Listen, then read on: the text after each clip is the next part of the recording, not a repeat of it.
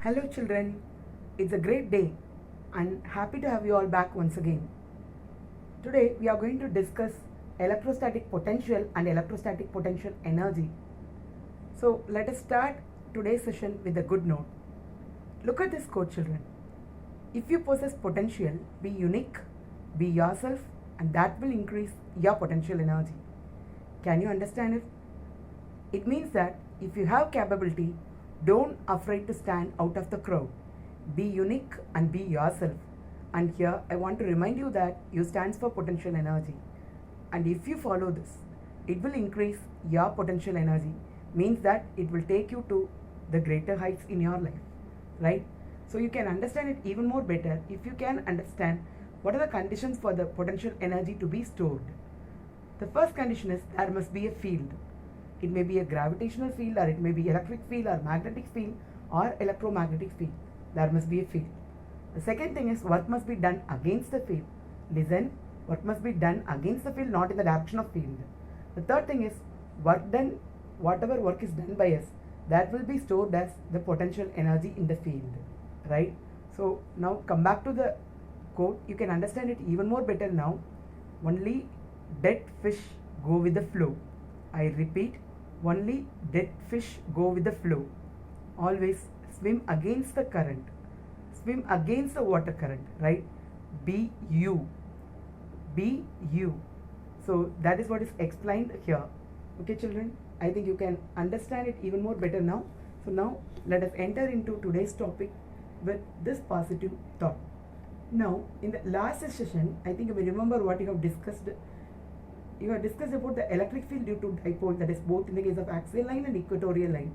Then you have explained, you were explained about the torque experienced by an electric dipole placed in the uniform electric field, right? So today in this session, we are going to discuss electrostatic potential due to point charge, and finally about the electrostatic potential due to electric dipole. So 2-mark questions, 3-mark questions will be there in the second topic, and the last topic is going to be an important 5-mark question. So let us discuss about it one by one. So before entering into this main topic, we have to understand the similarities between a gravitational field and an electric field. It is familiar to you already, but we have to have a small recap over here. So look at the earth diagram in the left. Here you can see that there is a ball placed at a certain height. So in order to drop the ball down, there is no need for you to do any work. But if you have to lift the ball from the ground to the certain height, you have to do the work. So there is a gravitational field and you have to do the work against the gravitational field. So look at the second case, there is a negative charge over there, and in order to move the positive charge from the point B to A, there is no need for you to do any work. But if you have to move it from A to B, you should do work, right? So because there will be electrostatic force of attraction. To overcome that, we have to do some work.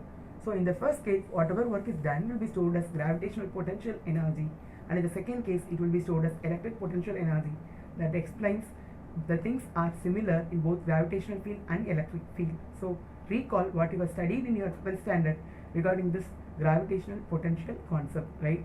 Okay, now force.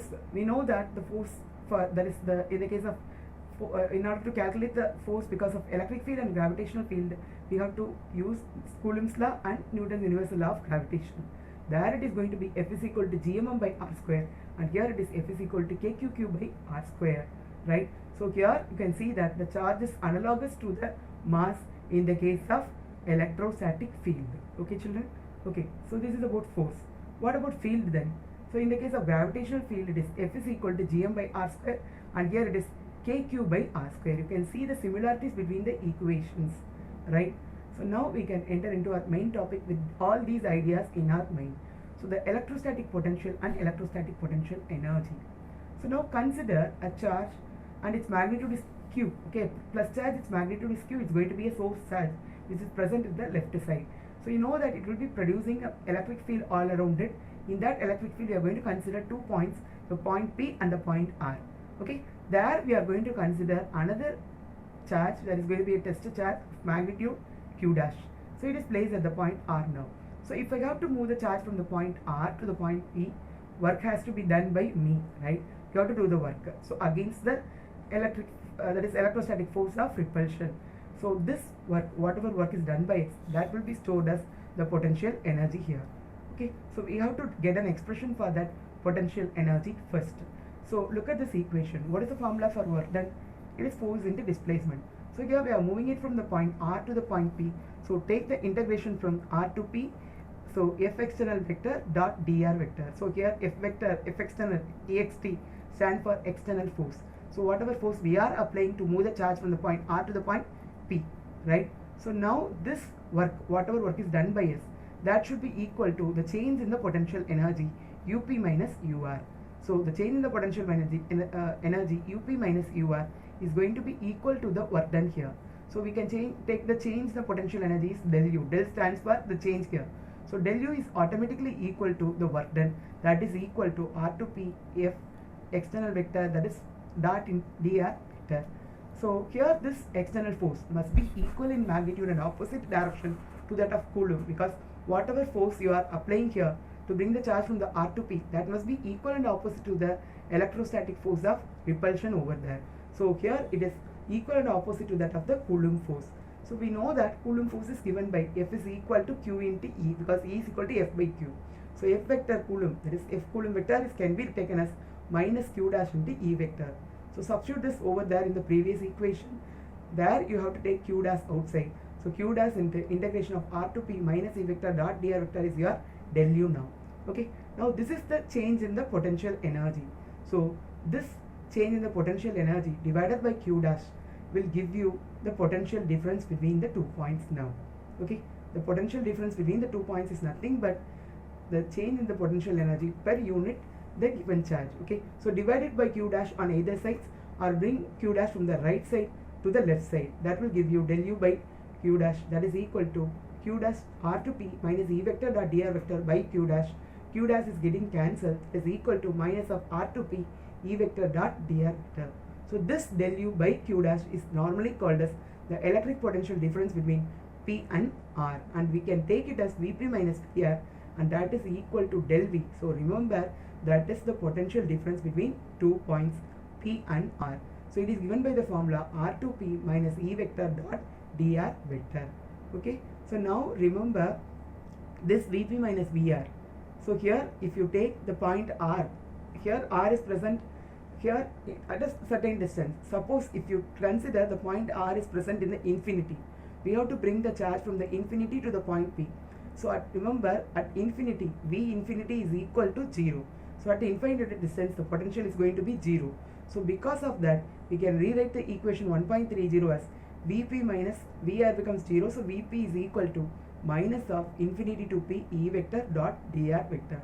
So this is the final expression for the electric potential at one particular point. Okay, 1.30 gives the potential difference between 2 points, but this gives potential at one particular point, and we can write V as W by Q also. Okay, this is all about the expression for potential difference and potential at a point. Now we are going to discuss about the important aspects of it. So electric potential at a point depends only on the electric field due to the source charge and not due to the test charge. The test charge will not determine the value of electric potential. It is independent of the test charge's magnitude, right? And the second thing is the unit of electrostatic potential is joule per coulomb or volt. So we know that volt is the SI unit of it, but joule per coulomb, we have got it from the formula in the left. V is equal to W by Q. The unit of work is joule and the unit of Q, that is charge, is coulomb. So it is joule per coulomb. So remember, 1 volt is equal to 1 joule per coulomb. Okay children, so next we can pass on to what is the definition of electrostatic potential at a point and the definition of electrostatic potential difference between the 2 points. We are going to discuss about it similarly, that is simultaneously, because both are going to be same. There is a little difference, and you can I think you may understand it from the formula itself. Look at the formula first. Here Vp is minus infinity to P E dot dr, and here you can see that it is Vp minus Vr, that is del V is equal to minus infinity, that is R to P E vector dot dr vector. So in both the cases, it is defined as the amount of work done by an external force to bring a unit positive charge with a constant velocity. So these things are going to be same in both the cases. We are going to, here also we are going to bring a unit positive charge and with a constant velocity against the field. So, and there is going to be some work done. So that is same in both the cases. But only difference is in the first case, at the electrostatic potential, we are going to bring the charge from infinity to the point, but here we are going to bring it from one point to the another point. That is the only difference here.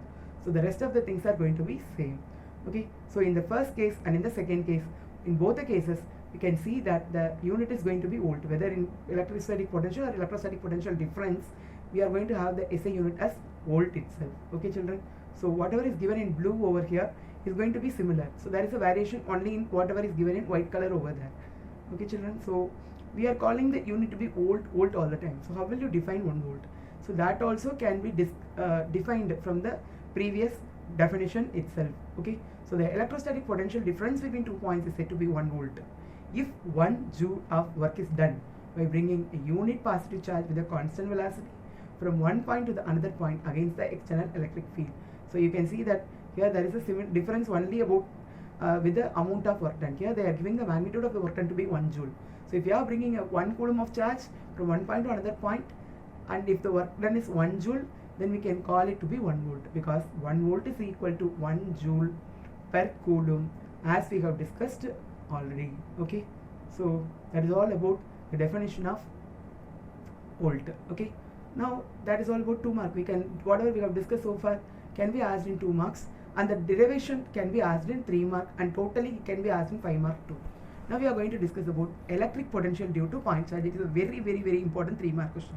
So here we are going to consider a charge again, and is going to be a positive charge Q, and it is placed, we are going to consider point P, which is at a distance R. Now we got to find out an expression for the electrostatic potential at the point P. In order to do that, as we have discussed already, we are going to bring a unit positive charge from infinite distance to the point P. So what will be the formula? As we have discussed already, P is equal to infinity to R minus E vector dot dr vector. So bring minus outside, it is infinity to R E vector dot dr vector. Now substitute the value of E. You know the value of E already. It is 1 by 4 pi epsilon naught Q by R square R cap. Substitute it in the equation 1.32. Now in the equation dr vector can be written as dr into R cap. Okay, you have to substitute this over here in this equation. So that will leave you with dr, there is 1 minus 1 by 4 pi epsilon naught infinity to R Q by R square R cap dr into R cap. But R cap is a unit vector, so R cap dot R cap is going to be 1. So this equation becomes minus 1 by 4 pi epsilon naught infinity to R Q by R square dr. So here Q is a constant, take it outside. So the rest of the thing is infinity to R, that is inside the integration symbol, it is integration of infinity to R 1 by R square dr. Okay, in order to bring it in the form of scalar, we are doing this modifications, right? So now we have to solve this one. You know that the integration of x power n dx is x power n plus 1 by n plus 1. So now rewrite this 1 by R square as R power minus 2. So what is integration of R power minus 2? Yes, it is R power minus 2 plus 1 by minus 2 plus 1, right? So R power minus 2 plus 1 is R power minus 1 divided by minus 1. That is nothing but minus 1 by R, and that is what is given in the bracket over there. Now we got to apply the limits. Upper limit minus lower limit. So lower limit is infinity. So if you are substituting infinity, that becomes 0 automatically, because 1 by infinity is 0. So it is simply minus 1 by R, right? So minus into minus becomes plus. So totally it is 1 by 4 pi epsilon naught Q by R. So, and this is the final expression for the potential due to this electric potential due to point charge. So you can see that this is V value is directly proportional to the charge and inversely proportional to the distance. So with that, we are going to discuss the important points about the potential. So just now we got discussed V is equal to 1 by 4 pi epsilon naught Q by R, right? So the first point explains what happens if the source charge is positive, what happens if the source charge is negative. If it is positive, in the last equation what we have discussed, V is equal to 1 by 4 pi epsilon naught Q by R. So if it is negative, it is going to be minus 1 by 4 pi epsilon naught Q by R. So that is what is explained as the first point. Okay. The second point is description of motion of the object or the charges using the concept of potential is simpler than the concept of electric field. So using the concept of electric potential, we can explain the motion of charges very easily. Okay, but how come? But how we can do that? So this is a fact given over there, and its explanation is actually given in the next point. So look at the next point. The potential due to the positive charge decreases as the distance increases, but the negative charge, the potential increases as the distance increases. Why? Because look into this equation. So in the case of positive charge, it is 1 by 4 pi epsilon naught Q by R. So as the distance increases, potential decreases. But in the case of negative charge, V is equal to minus q by 4 pi epsilon naught r. So if the distance increases, potential also increases. Okay, so that is what is explained in this third point. So now they are going to explain how using this third point, the second point can be explained. That is how the motion of charges can be explained very easily in the case of the electric field, okay, or electric potential. So now look at the diagram in the left. There the diagram of earth is given. So you know that the ball will be freely falling from higher gravitational potential to lower gravitational potential by itself. Now come back to our topic. Here you can see that if you are taking a plus q charge in the as a source charge, and if you are using a plus q charge as a test charge here, plus q dash charge as a test charge here, what happens here? So as plus q is a positive charge, the source charge is positive. You know that as the distance increases, potential decreases. So the point P will be having higher potential, point Q is having a lower potential. So if you place the positive test charge over there, we can see that it experiences a repulsive force. So it moves from higher potential to lower potential automatically. So look into the second case. If you replace this test charge plus q dash with a minus q dash, here in that case automatically we can see that experience an attractive force. So automatically it will move from the point Q to P or P to Q. Yes, it is experiencing an attractive force, so it moves from Q to P. So there it is moving from a lower potential to higher potential. So the opposite of it happens in the case of a negative charge, negative source charge. So there we can see that it moves from higher potential to lower potential if you take the test charge to be positive, and the test charge to be negative means we can see that it moves from lower potential to the higher electric potential. Okay children, so that explains the third point. And the last point explains about the superposition principle. So we know that if it is for a single charge, kq by r is the formula. But if you go for a collection of charges, in that case we have to apply the superposition principle, where we will be finding out the sum of all the electric potentials due to the individual charges. Okay, well you are adding them all, that will give you the total potential. For example here, look at the diagram given here. Q1, Q2, Q3, Q4 charges are placed at the distance of R1, R2, R3 and R4. So how will you find out the total potential at the point P? Find out the potentials due to the individual points, charges. That is, here it is first case it is kq1 by r1, second case kq2 by r2, kq3 by r3. It will go on like that. So we can add them all, and the final formula it is given in the 1.34 is 1 by 4 pi epsilon naught summation of I is equal to 1 to n qi by ri. Do you understand this, children? So 4 points are discussed here. First point spoke about the magnitude of the V, whether it is positive or negative. Second one explained how the concept of potential makes it easy to study about the motion of object. So the third one explained us about how the potential due to the positive charge varies with the that is how the potential varies with the distance normal in the case of positive charge and in the case of negative charge. Fourth one spoke about superposition principle, right? Okay, that is all about the electric potential due to the point charge. Okay, now let us discuss two example problems over there.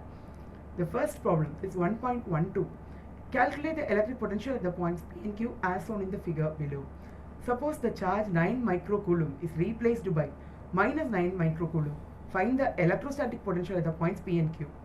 Okay, here we are placing the charge 9 microcoulomb here. The point P and Q are placed at the distance of 10 meter and are considered the distance of 10 meter and 16 meter respectively. So what will be the total electric potential? We know the formula 1 by 4 pi epsilon q by r.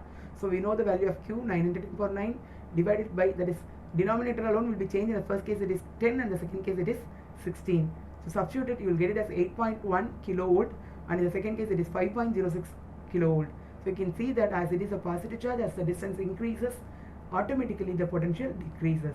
So now if you replace this 9 microcoulomb with the minus 9 microcoulomb, in the place of q we will be taking it as minus q. So automatically the value becomes minus 8.1 into 10 cube minus 5.06 into 10 power 3 volt. Okay, so here we can see that the magnitude is same but the sign is changed. But remember, it is minus 8.1 and minus 5.06. The value is increased here because we are dealing with the negative charge here. Okay, so as we are dealing with the negative charge, the value is automatically increased as the distance increases with the potential. This is an example for what we have discussed in the previous case. Now look at the last subdivision. Calculate the work done to bring a test charge 2 microcoulomb from the infinity to the point Q. It is given as P in your book please change it as Q. Assume the charge plus 9 microcoulomb is held fixed at the origin and 2 microcoulomb is brought from infinity to Q, not P, Q. Okay, so in the solution also, wherever P is given, please replace it with the Q. So what is the formula to do that? Work done is given by the formula Q into V. So we are bringing 2 microcoulomb charge, so it is 10 power minus 6. We are bringing it to the point V, right? It is we are bringing it to the point Q, right? So we know that by the subdivision A, to bring the VQ is given by the formula given by the magnitude 5.06 into 10 cube. Substitute it here, the value becomes 10.12 into 10 power minus 3 joule. Okay children, so that is your first problem. Look at the second one. Consider a point charge plus Q placed at the origin and another point charge minus 2Q placed at the distance of 9 meter from the charge plus Q. Determine the point between the two charges at which the electric potential is 0. So the two charges are separated by a distance of 9 meter. We have to find a point in between those charges where the electrostatic potential becomes 0. So let us consider that point to be P, which is let us imagine that it is at the distance of x from the left side. So automatically it is at the distance of 9 minus x from the minus 2Q charge. So we have to make use of the superposition principle here. Okay. So as per the superposition principle, we have to find out the individual potentials and add them both. So what is the individual potential here? 1 by 4 pi epsilon naught Q by x, and in the right side because of minus 2Q, it is minus 2Q by 4 pi epsilon naught 9 minus x, right? So on applying the superposition principle, we have to add them both and it is equated to 0. So why it is equated to 0? Yes, it is given in the question that total electric potential is 0, so equated to 0. Now 1 by 4 pi epsilon naught cannot be 0, so equated the what is given in the bracket to be 0. So bring minus 2Q by 9 minus x to the right, so it becomes positive. So Q by x is 2Q by 9 minus x. Q is getting cancelled, so cross multiply, that will give you x is equal to 3 meter. Okay children, so the point is present at the distance of 3 meter from the plus Q and 9 minus 3, that is 6 meter from the minus 3Q. Okay, that is a very important problem.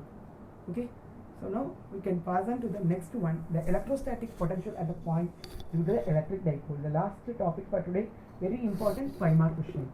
So now we are going to consider an electric dipole. We are going to find what will be the electrostatic potential at the point because of this. Okay, so similar to what you have discussed in your axial line equatorial, but here you are going to discuss it as a single question. I will tell you later why we are going to consider it as a one question here. Here we are considering two charges, minus Q plus Q, placed at the distance of 2a, and we are going to consider the point P, which is at the distance of r from the point O. So this line joining the point O and P makes an angle theta with this horizontal. So it means that r comma theta is the representing the point P. We used to call it as polar coordinates, just like your Cartesian coordinate x comma y.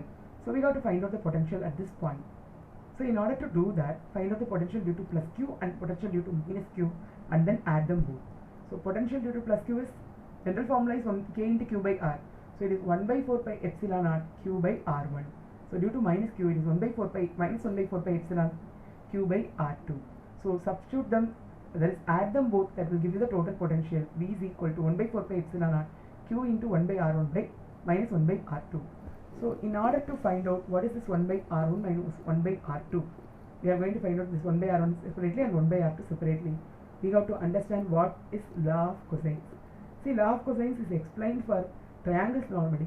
So here you can see that ABC is a triangle given. So BC side represents A, AC side represents B, and so on, right? So here we can say that A square, if you want to find out A square, is going to be the square of sum of the square of other two sides, B square plus C square minus 2BC cos of the angle between B and C. So the angle between B and C is, yes, it is A here. So B square plus C square minus 2BC cos A. So this is what we are going to use it over here. So look at this one, look at the side triangle OPB. How will you apply the same principle over here? So we have to find out what is 1 by R1. So start with the R1 now. So what is R1 square? R1 square is equal to R square plus E square, that is sum of the square of other two sides. So R square plus A square minus 2RA cos theta. Okay children, so R1 square is R square plus A square minus 2RA cos theta. So this is the first step in doing it. We are going to do it in 6 steps. First step is apply the cosines, law of cosines. Second step is take the R square out. So when you are taking R square out, first term becomes R square becomes 1 and the second term is simply a square already, so multiply and divide it by r square, so it becomes a square by r square now. Now look at the third term, it is having r over there, multiply and divide it by r, so it becomes 2a cos theta by r. So this is the second step. In the third step, we know that a square by r square is very small. Why a square by r square is very small? Because a is very small here, as it is half of the distance between the charges. So the distance in the case of dipole is very small. When you are squaring it, becomes very less value again. So a square by r square is small, so neglected. That is the third step. In fourth step, what we are going to do is we are going to take the square root on either sides. So already r1 square is r square into 1 minus 2a cos theta by r. So take the square root on either sides. That will give you r1 is equal to r into 1 minus 2a cos theta whole power 1 by 2. After all, what we want is 1 by r1. So take the reciprocal, that is 1 by r1 is equal to 1 by r into 1 minus 2a cos theta by r power 1 by 2. So here this a by r is very much lesser than 1, so we are going to apply the binomial theorem. So as by the binomial theorem, 1 minus x power minus n, in that case the first two terms are 1 plus nx. Same thing is applicable over here. So it is 1 by r1 is 1 by r into 1 plus a by r cos theta. So we followed 6 steps. First step, application of law of cosines. Second step, a square by r square is neglected. Third step, taking a square root. Fourth step, take the reciprocal. Fifth step, we have applied the binomial theorem, right? So we are following this all the steps over here. So once again we are going to follow the same thing here for the next triangle, that is APO. Okay, so APO, in the case of APO, you yourself can apply r2 square is r square plus a square minus, yes, 2ra cos 180 degree minus theta. But cos 180 minus theta is minus cos theta, so the equation becomes r2 square is r square plus a square plus 2ra cos theta. So this goes like the exactly like the previous case. So here we are neglecting the term a square by r square, we are taking r square outside, and we are proceeding in the similar, that is r square outside and a square by r square is neglected. We are following the same similar tips. Then we are taking the square root, then we are taking the reciprocal, and finally we are applying the binomial theorem. Okay, when we are applying the binomial theorem, we can see that the equation becomes, because here it is 1 plus x power n, that is 1 plus nx or actually. So it becomes 1 by r2 is equal to 1 by r into 1 minus a cos theta by r. This has to be substituted in the equation 1.35. So substitute 1 by r1 and minus 1 by r2 in this equation. You can see that it differs only with the sign. This is 1 by r into 1 plus a cos theta by r. Here it is 1 by r into 1 minus a cos theta by r, right? Substitute it over here. On multiplying this 1 by r is common already, take it out. So the remaining way, minus sign is there, multiply the minus sign inside. So it becomes plus a cos theta by r. So 1 minus 1 getting cancelled, and the final expression is 1 by 4 pi epsilon naught 2a cube by r square cos theta. Okay children, so here the final expression is 1 by 4 pi epsilon naught p cos theta by r square. So in terms of vector, we can represent it as p vector dot r cap k into p vector dot r cap by r square. Okay, now we can speak about the special cases over here. What happens when theta is equal to 0 degree? See, when theta is equal to 0 degree, the point present in the right side on the axis near to the plus q charge. So what happens in that case? We can see that the formula becomes, there is b is equal to, when theta is equal to 0 degree, cos 0 is equal to 1. So the equation becomes kp by r square in that case. So here, as the charge is near to the positive charge, that is dominating, and that is why you are getting the value to be positive. Now what happens if theta is equal to 180 degree? The point is going to present in the axial line again, but it present in the left side, that is near to the minus q charge. So in that case, the formula, the value becomes minus kp by r square. Here the negative charge is dominating as the point is closer to the negative charge, and the value becomes negative. So what happens when theta is equal to 90 degree? So when theta is equal to 90 degree, the point present in the equatorial line, but cos 90 is 0, the value is 0, and that is why we did not have separate equatorial line question, because all the points present in the equatorial line is going to have the 0 potential because of the dipole. You understand children? So that is all about this electrostatic potential due to dipole. So we have two important aspects to be discussed over there. So very simple thing. The first one is the potential due to the electric dipole falls as r square, that is 1 by r square, because here the value varies as kp cos theta by r square.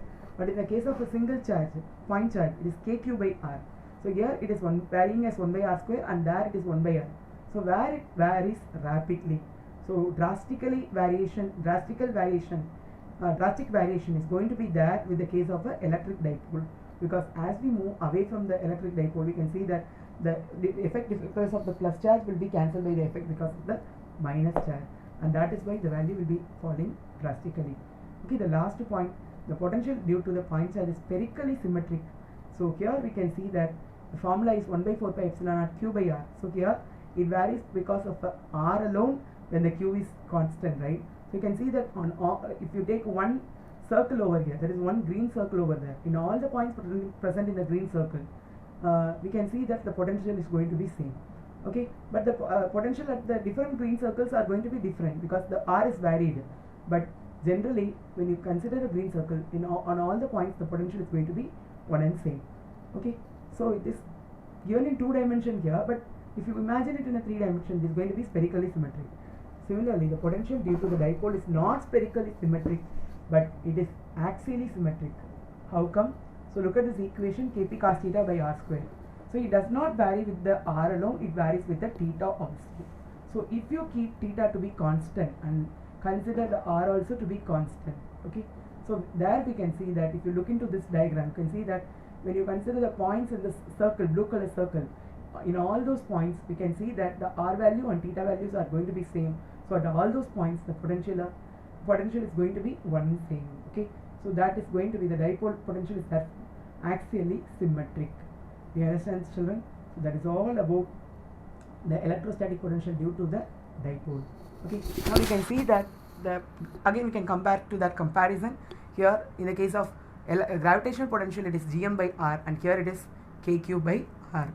So in the next session we will be discussing about the potential energy, where in the case of electrostatic potential it is kq by r, but there it is gmm by r. So they have summarized it in a table over here, and you can see that the gravitational field and electric field, the values are going to be similar. So I want you to recall the meme which we have discussed in the earlier sessions, where that is Coulomb is copying the idea of Newton, and actually this table made them to say that. But actually speaking, both are conservative forces and things are going to be same in both the cases, and that is not the mistake of Coulomb anyway. Okay, so we have discussed about electrostatic potential and electrostatic potential energy in detail today. I want to conclude with a quote as usual: unlock your potential, turn this potential energy into kinetic energy, stop being a cartographer and become an explorer. So in the beginning I told you, you have to work against the field, that is you have to be unique and bring out your hidden abilities, right? So you have to attain greater potential energy, that is you have to reach a greater heights in your life, but don't stop with that. So turn that potential energy to kinetic energy again. Okay, so you have to keep going in that case, and you have to achieve even more heights in your life. So you should not stop with that. That potential energy has to be get converted into kinetic energy, and stop being a cartographer and become an explorer. So keep going, children. Thank you.